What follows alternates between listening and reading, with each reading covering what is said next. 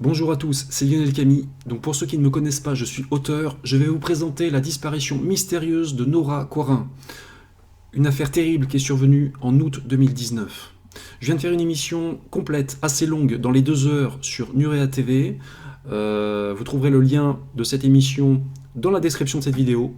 Mais vous n'avez peut-être pas le temps ou l'envie de la regarder. C'est pour ça que je vous fais cette petite vidéo résumé de l'affaire. Alors attention, si vous avez l'intention de regarder l'émission de Nurea, qui est totalement gratuite, je précise, je vous conseille d'arrêter tout de suite et d'aller voir cette vidéo. J'explique tout en détail de A à Z, avec une chronologie très précise des événements. Mais si vous n'avez pas 2 heures pour l'instant disponibles, je vais déjà vous dire l'essentiel à retenir. Voilà, c'est parti, on est début août 2019. Nora Coirin, c'est une adolescente de 15 ans, qui est franco-irlandaise. Elle a un petit frère et une petite sœur. Le samedi 3 août 2019, c'est les grandes vacances. Nora part en voyage avec sa famille en Malaisie, en Asie du Sud-Est. Ils ont pris un vol de 13 heures depuis Londres. Donc Nora, ses parents, ses frères et sœurs doivent passer 2 semaines de vacances dans un complexe hôtelier, un resort, à environ 1 heure de route de Kuala Lumpur, la capitale. Le resort, il est situé à proximité d'une réserve forestière, une zone extrêmement sauvage. La famille loge dans un bungalow à la lisière de la jungle. Le samedi soir, le premier soir, tout le monde est fatigué et va se coucher.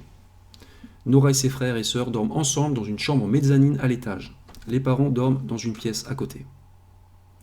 Le dimanche 4 août 2019, vers 8 heures du matin, Monsieur Coiron se réveille, le père de Nora, et il se rend compte que sa fille n'est plus là. La jeune fille a disparu durant la nuit. Donc la famille commence à chercher Nora, et il constate que au rez-de-chaussée, une porte-fenêtre est ouverte, et que potentiellement Nora est peut-être partie par là.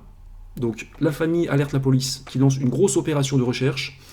Ils fouillent d'abord le complexe hôtelier, bien entendu, et étendent ensuite leurs recherches à l'extérieur, dans la jungle. Donc là, je vais vous résumer. Pendant 10 jours, les autorités locales, ils déploient d'énormes moyens pour retrouver Nora.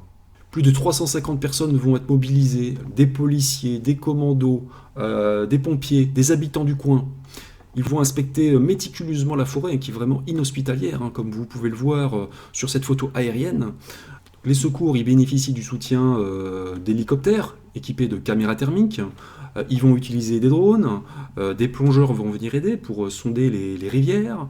Ils vont passer au peigne fin la jungle dans un rayon de 6 km, donc bien au-delà du complexe hôtelier. Les sauveteurs ne vont pas ménager leurs efforts, parce que le terrain est extrêmement difficile. La végétation est très dense, épaisse, et la jungle est infestée de serpents, de sangsues. Les équipes de recherche, dans l'espoir d'attirer la jeune fille, ils diffusent des enregistrements audio de la voix de la maman de Nora, qui l'appelle par son prénom. Malheureusement, tous ces efforts ne donneront rien. Nora va rester introuvable. Elle a disparu en laissant quasiment aucune trace. La police a fait venir quand même des chiens renifleurs, et un chien aurait suivi sa piste olfactive et l'aurait perdu à 100 mètres du resort. En l'absence d'indices d'un crime, la police traite le dossier comme une simple affaire de disparition et pas comme un enlèvement. Ils pensent qu'elle est partie toute seule et qu'elle s'est perdue dans la jungle. Ses parents, ils sont pas du tout d'accord. Pour eux, Nora n'aurait jamais fugué. Elle n'était jamais partie seule dans le passé. En fait, il faut savoir que cette petite est atteinte d'une malformation congénitale du cerveau et, en clair, elle souffre d'un handicap intellectuel et légèrement moteur. Et elle est assez craintive et dépendante. Donc la police ne croit pas à la thèse criminelle, mais ils vont quand même trouver 2 indices potentiels. Les experts de la police scientifique vont prélever plusieurs empreintes digitales sur la porte-fenêtre par laquelle serait peut-être partie Nora durant la nuit.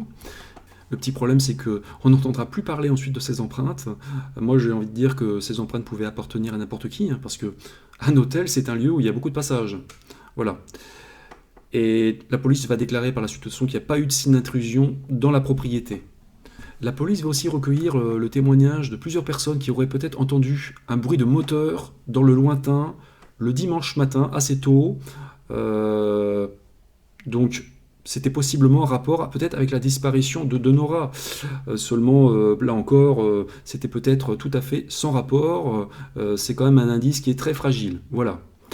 La police, de toute façon, ils font quand même des vérifications. Ils vont faire des vérifications auprès des employés de l'hôtel. Ils vont fouiller des maisons dans les environs. Ils ne trouveront aucune piste solide. Voilà. Donc, Pendant 10 jours, les recherches s'éternisent dans la jungle, on ne trouve pas la petite Nora. Jusqu'au mardi 13 août. Ce jour-là, un petit groupe de chercheurs bénévoles veulent aller vérifier une cascade à environ 2,5 km du resort, de l'hôtel. L'endroit a déjà été fouillé. Mais ils décident d'y retourner pour vérifier à nouveau. C'est environ 1 heure de marche. Et là, les sauveteurs, en arrivant au fond d'un ravin, ils sont accueillis par une odeur épouvantable. Ils cherchent autour. Et l'un des volontaires trouve le corps dénudé de Nora dans un endroit bien en vue, non caché par la végétation, près de cette cascade. Après 10 jours de recherche, on a enfin trouvé Nora. La nouvelle va faire le tour du monde parce que cette affaire a été énormément médiatisée partout.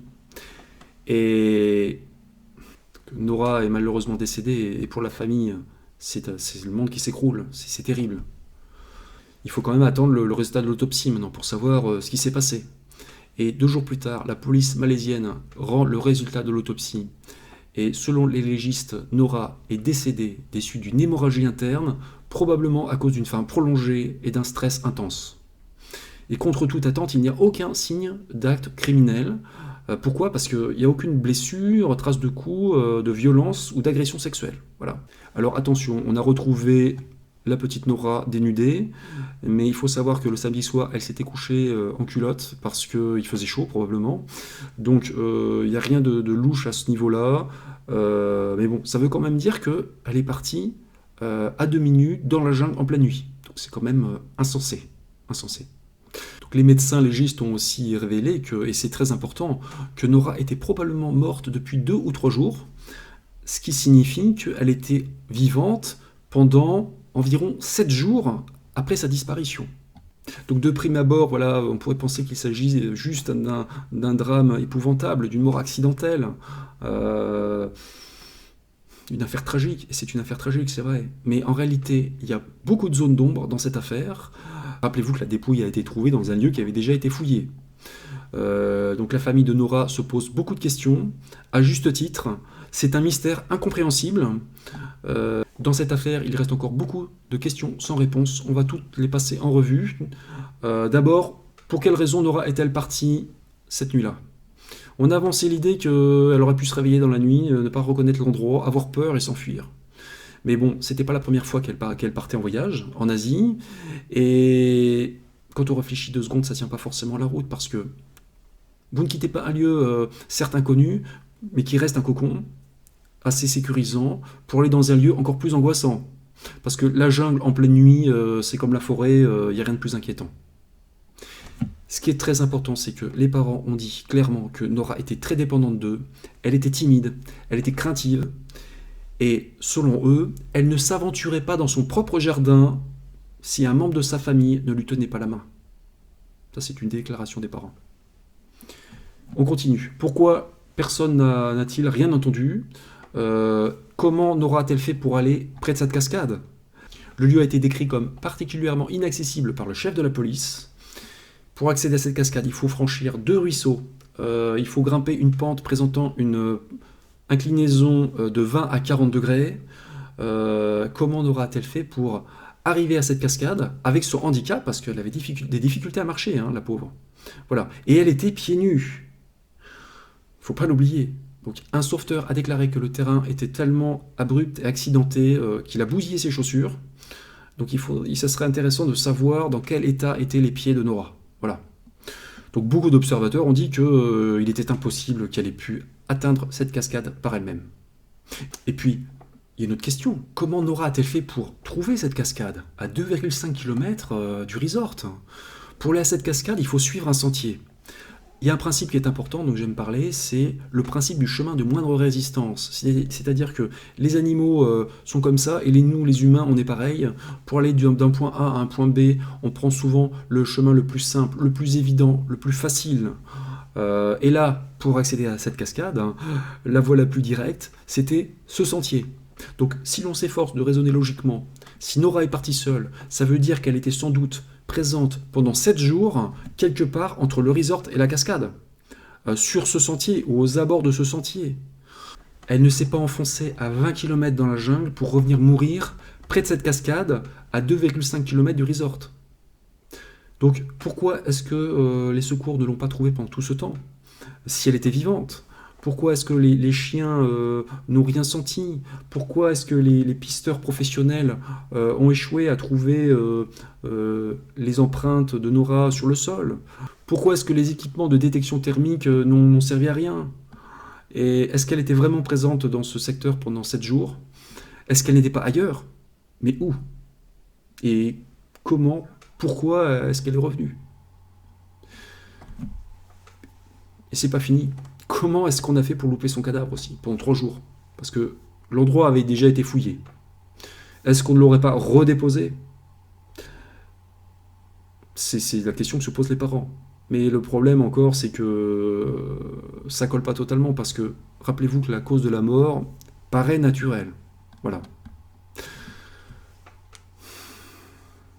Il y a une question centrale dans ce dossier, c'est qu'en fait, on a trouvé Nora morte dans un endroit où elle ne pouvait pas se rendre par elle-même. Moi, je pense que de toute façon, non seulement elle n'avait aucune raison de partir, mais même si elle en avait eu l'envie, de toute façon, elle ne serait pas allée bien loin. Voilà.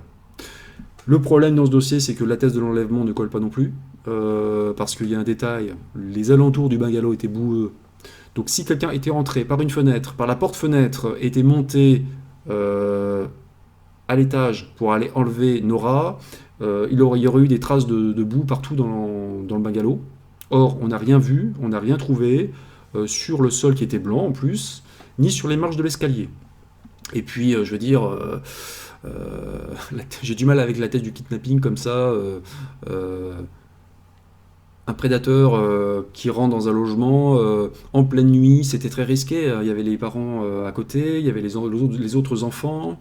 Il fallait que le kidnappeur soit sacrément sûr de lui. Voilà.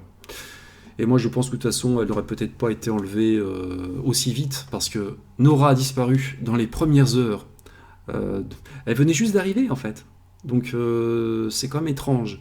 Parce qu'il y a une autre affaire qui a été évoquée aussi à titre de comparaison, c'est l'affaire Maddie McCann, une jeune Britannique de 4 ans qui a disparu en 2007 au Portugal.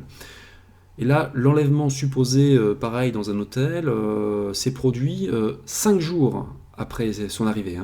5 jours. Donc là, c'est cohérent, à la rigueur. Il y a pu avoir préméditation. Mais là, dans le cas de Nora, elle venait juste d'arriver. Donc c'est vraiment, vraiment très, très, très mystérieux. Voilà. Donc force est de constater que cette affaire, la disparition de la petite Nora Quarin, est très mystérieuse. On peut dire que cette histoire a tenu le monde entier en haleine cet été, en tout cas une grande partie des médias. Moi j'ai suivi cette affaire avec beaucoup d'intérêt, parce que depuis plusieurs années, je me suis rendu compte que la jungle de Malaisie a été le théâtre de plusieurs affaires de disparition très mystérieuses et d'expériences étranges. Il se passe des choses inexpliquées dans la jungle malaisienne, voilà. Donc ceux qui connaissent mon travail le savent déjà, mais je vais vous rappeler quelques faits, des faits qui sont sortis, attention, dans la presse. Plusieurs coureurs de trail, des sportifs, se sont volatilisés dans la nature en Malaisie, très récemment, en 2015, mais aussi en mai 2019. Ces disparitions ont été jugées très étranges, tellement étranges, que des théories surnaturelles et des légendes locales ont été avancées pour expliquer ces mystères. On a notamment mis en cause les Orang Bunyan, qui sont des esprits de la forêt, invisibles, qui vivraient donc dans la jungle, en Malaisie. Beaucoup de locaux les accusent d'enlever les êtres humains et de les emmener dans une autre dimension, dans un autre monde. Ce sont les croyances locales, voilà. En janvier 2017, un autre randonneur de 20 ans environ a disparu sur une colline en Malaisie.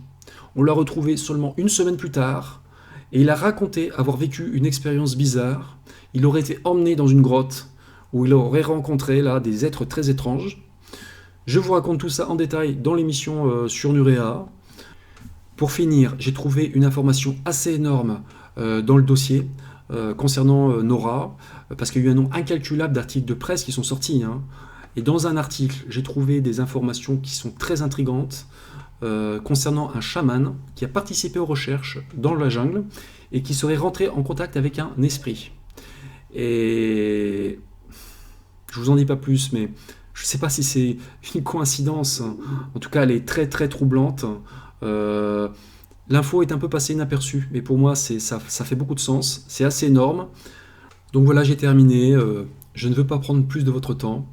Si vous voulez en savoir plus, je vous invite à aller regarder l'émission, la grosse émission que je viens de faire sur Nurea TV. Vous trouverez le lien dans la description de cette vidéo. J'en profite pour vous rappeler que si vous aimez mon travail sur les affaires de disparition mystérieuse sur Nurea et que vous voulez le soutenir, vous pouvez maintenant le faire sur Tipeee. Vous trouverez aussi le lien dans la description de cette vidéo. Voilà. En tout cas, si vous le faites, je vous en remercie vraiment du fond du cœur. Avant de vous dire au revoir, j'aimerais avoir une pensée pour Nora, la petite Nora, que son âme repose en paix. Et j'aimerais aussi avoir une pensée pour sa famille, ses proches. J'espère de tout cœur qu'ils obtiendront un jour toute la vérité sur cette affaire.